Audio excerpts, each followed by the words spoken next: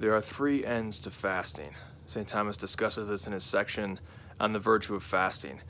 The first end we've already discussed, which is the curbing of the concupiscible appetite, your slavery to its pleasures, not according to right reason, which produces the vices of gluttony and lust.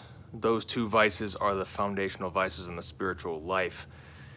Those are the first vices that you need to overcome. So that's why fasting is so fundamental. So it's the curbing of the concupiscible appetite. Then there's penance. Penance is the denial of your will as punishment for sin and for reparation to God for sin. And so it is offering up the denial of your will in reparation for the sins that you've committed when you refuse God's will and you indulged in your own will. So you're denying your will in fasting because the concupiscible appetite wants food. It has the strongest desire for food, and denying your will for food is offering up that penance to God.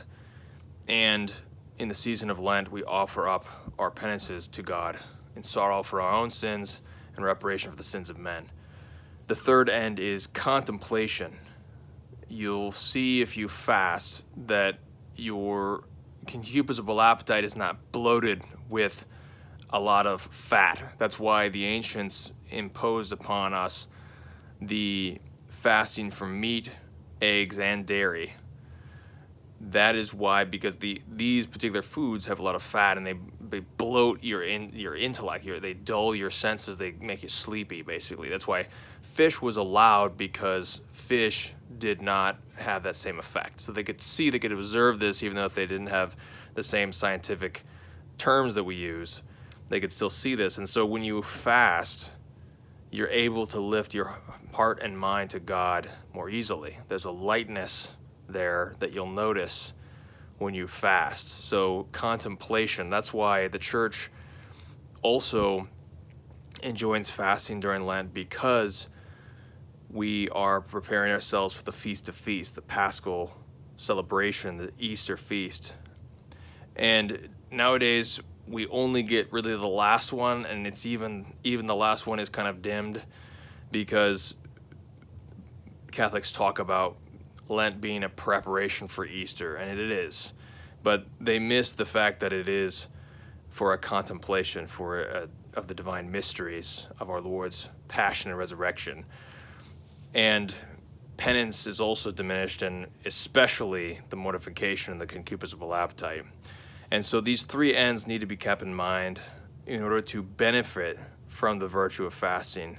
Not doing too much at one time, but having a moderate fast to deny your will for the sake of God, to moderate your concupiscible appetite, and prepare yourself for contemplation. And that's why also there were always fasts on the vigils of great feasts.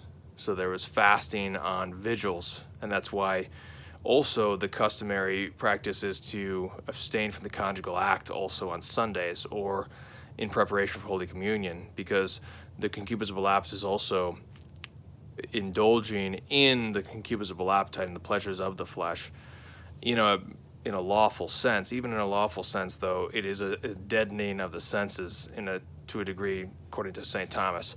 And so that is why we fast. That is why we also in Lent, there's part of the fasting from meat and eggs. There's also an abstinence from the conjugal act during this time. So those are all the traditional fasting rules. That's the way our fathers fasted. And they conquered because they were able to offer up penance to God, curb their vices, and lift their heart and mind to God. And this is the Lenten fast.